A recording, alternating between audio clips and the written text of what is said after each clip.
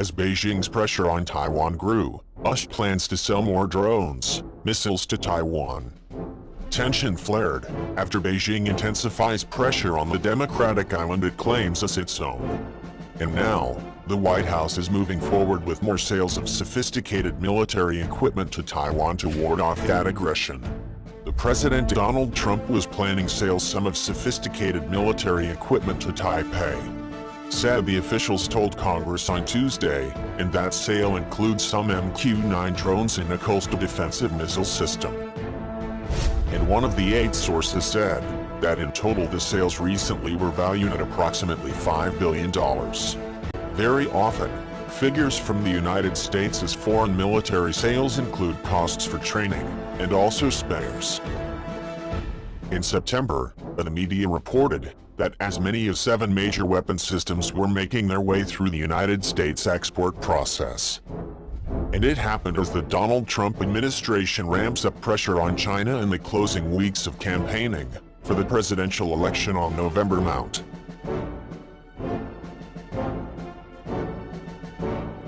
The General Atomics-made MQ-9 drones is the first since President Donald Trump's administration moved ahead with its plan to sell more drones to some countries, pre-notification to Congress.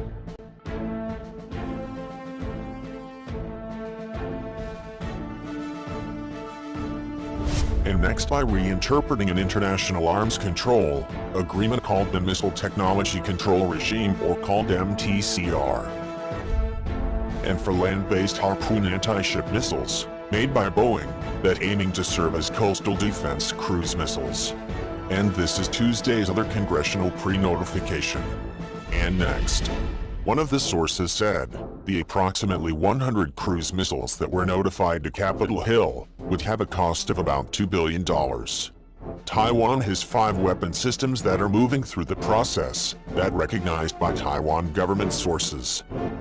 Weapon sales under an informal review process before the State Department sends its formal notification to the legislative branch, the United States Senate Foreign Relations, and also including House of Representatives Foreign Affairs committees have the right to review and also block, said the sources, who are familiar with the situation but declined to be identified. Leaders of the committees were notified that the planned weapons sales had been approved by the American State Department, which oversees foreign military sales, said the sources. And on Monday, Reuters reported that informal notifications had already been sent to Congress, aiming for a truck rocket launcher, known as a high-mobility artillery rocket system, and also including long-range air-to-ground missiles called SLAM-ER, and external sensor pods mounted on F-16 jets, and this allowed the real-time transmission of imagery and data from the aircraft back to ground stations. Now, ex-Pentagon official provides support and relief, and suggests leasing F-35 stealth jets to Taiwan to ward off an invasion from Beijing. A retired Pentagon official said on October 8, in the face of aggressive incursions by China's Air Force in the territory, the United States should help Taiwan by leasing it F-35 stealth jets. Stephen Bryan, former Deputy Undersecretary of Defense, said that Taiwanese pilots' supposed lack of ability to fly the sophisticated F-35 fighters could be helped by training them in the United States, Stephen Bryan said. Any fears of China's reaction could lead to the aircraft being kept on standby in the United States, though they would either belong to Taiwan or be leased by the island. Stephen Bryan also said, by the end of 2020, looking at its current fleet of jets, 50 of its 140 F-16 jets would be upgraded, but it still would have to wait at least for the delivery of 66 new F-16V versions to the territory.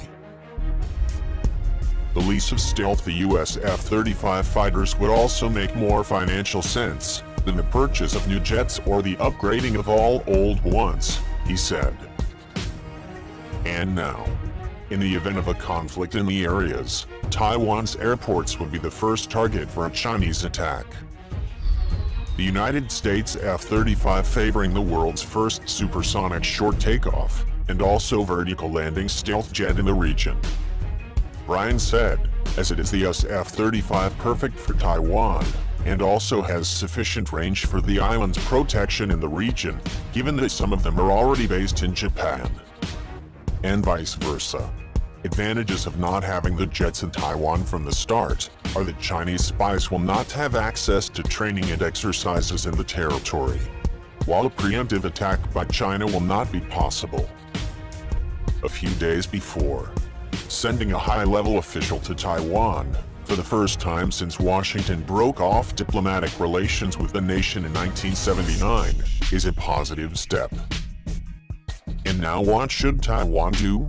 Taiwan needs a greater commitment by the United States recently. And a key element of that commitment could be to reproduce and expand make the F-35 stealth fighter available to Taiwan.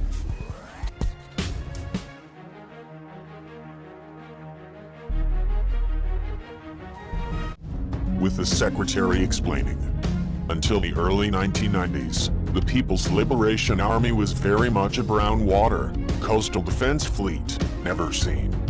However, all of that has now changed.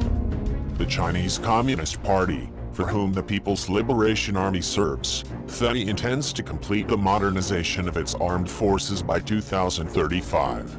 And they also field a world-class military by 2049. Beijing. In addition to developing traditional weapon systems recently, Beijing is also investing in long-range, autonomous, and also including unmanned submarines, which it believes can be a cost-effective counter to American naval power. And Mark Esper say, I want to make clear that China cannot match the United States when it comes to naval power. Even if we stopped building new ships, it would take the People's Republic of China years to close the gap when it comes to our capability on the high seas, Mark Esper said. The reason is that since the Second World War, the United States Navy has been a global force, and also able to project power wherever it wishes, Esper said. And this includes based on 11 carrier strike groups, and also backed up with Marine Corps amphibious ships, and nuclear-powered attack, and also including ballistic missile-firing submarines that grade power. Mark Esper also added, while the People's Liberation Army has 2 aircraft carriers, and a third on the way. However, these are all smaller, and also less capable than their United States Navy equivalent. Similarly, while the submarine fleet is growing, it is still well short of its United States rival, he said. Having said that, China only wishes for the moment to concentrate in the Pacific region, while the United States Navy has obligations around the world, and most notably in the Middle East, but also for the Mediterranean Sea, and also including the Atlantic Ocean territory. Another factor that has been noticeable during the last decade, Secretary Esper is determined the United States Navy will not be left behind, having knowing China's fleet is much developing recently, and also allowing for a greater take-up of digital and other transformational technologies. Now, ex-Pentagon official provides support and relief, and suggests leasing F-35 stealth jets to Taiwan to ward off an invasion from Beijing. A retired Pentagon official said on October 8th, in the face of aggressive incursions by China's Air Force in the territory, the United States should help Taiwan by leasing an F-35 stealth jets. Stephen Bryan, former Deputy Undersecretary of Defense, said that Taiwanese pilots' supposed lack of ability to fly the sophisticated F-35 fighters could be helped by training them in the United States, Stephen Bryan said. Any fears of China's reaction could lead to the aircraft being kept on standby in the United States, though they would either belong to Taiwan or be leased by the island. Stephen Bryan also said, by the end of 2020, looking at its current fleet of jets, 50 of its 140 F-16 jets would be upgraded, but it still would have to wait at least for the delivery of 66 new F-16V versions to the territory. The lease of stealth the US F-35 fighters would also make more financial sense than the purchase of new jets or the upgrading of all old ones, he said.